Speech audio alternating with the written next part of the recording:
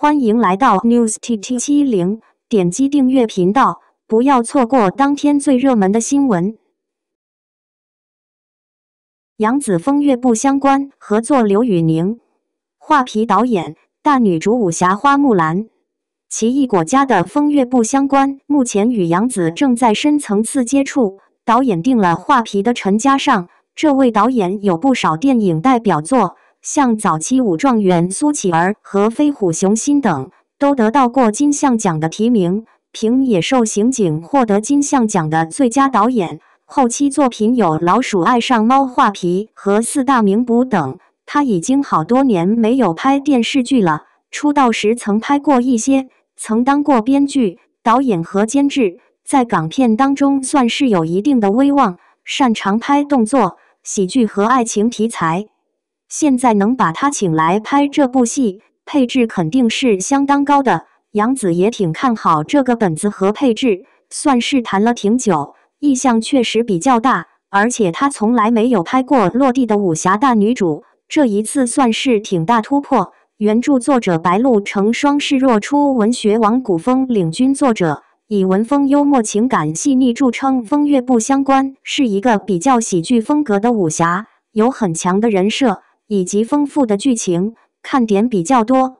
女主是巾帼英雄关清月，从小跟着父亲征战沙场，由于父亲被坏人诬陷，蒙受不白之冤，全家退隐后，她一个人去叶国，取了一个化名关风月，开了一个梦回楼，让不少百姓在这里避难，开始调查真相，想还家人清白。她到叶国查案时，碰上了李国质子殷歌芷，两人成为了搭档，产生了感情，一起帮叶国太子整肃朝纲，打败了将军易国如的诡计。两人又回到李国，为关家洗清冤屈，结局是两人一生厮守。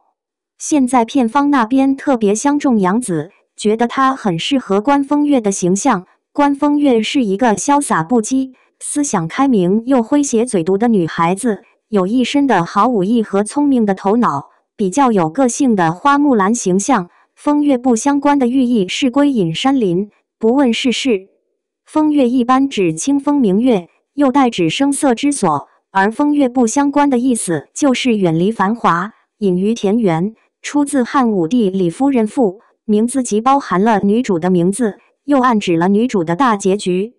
风月不相关这部剧全剧大女主线，从她成长经历到征战沙场，再到入室查案、辅助太子等，男主戏份少许多，主要是辅助。不过男主的人设挺好，属于大众比较喜欢的男主类型。网传谈了刘宇宁，不得不说他的资源好，刚合作了85花刘诗诗，网上对他的颜值争议挺大。客观来说，他外形是不差的，只不过古偶对男主角的要求太高了。风月不相关其实不算是古偶，更像是传统的武侠，对打戏要求比较高，这对于刘宇宁来说算是一个好的出路。比起古偶，他更适合演男频小说或者武侠片。目前这部戏还在筹备中，如果杨紫接的话，拍完《国色芳华》之后，他就要拍这部戏了。这戏对他来说挑战还挺大，毕竟是一个刀马旦的戏，而且是需要很多1对1的打戏，与仙侠的动作不相同，更接近于实打，飞来飞去会比较少。陈嘉上的风格应该是偏古早港风的，会有一定的意境美。杨紫积极开拓新的戏路，又是拍古装创业剧，又是谈这种武侠剧。网传之后还会谈一部宅斗剧，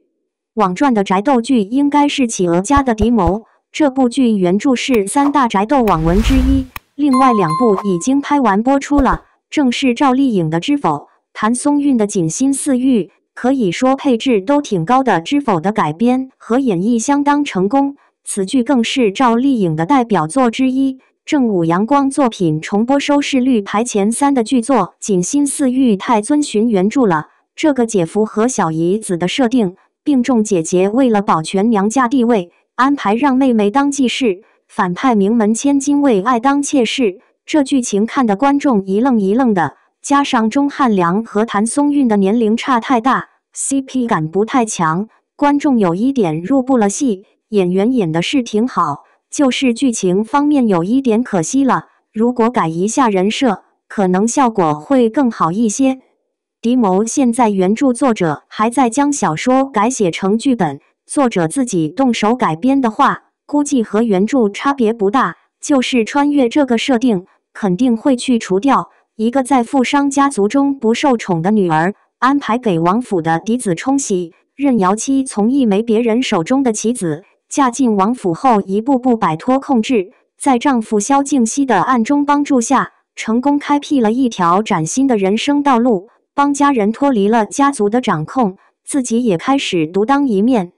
男主萧敬熙从小中了毒，外形比较瘦弱，深居简出装病，外界一直认为他活不长。身为王府嫡子，无人敢嫁，才低娶了商户人家的女儿。小说的人物关系复杂，家族与朝廷还有权力之争。任瑶妻顶着娘家婆家的压力，外面还有各种威胁，通过自己的策略，才战胜了一切敌谋，有宅斗、权谋等各种元素。任瑶妻外表小白兔，内心有腹黑的一面。这个角色有一个大的特点，就是女主的反差萌。所有人眼中她都是一朵小白花，楚楚可怜，乖巧温顺。只有男主角看破了她的精明，两人联手改写了家人的命运。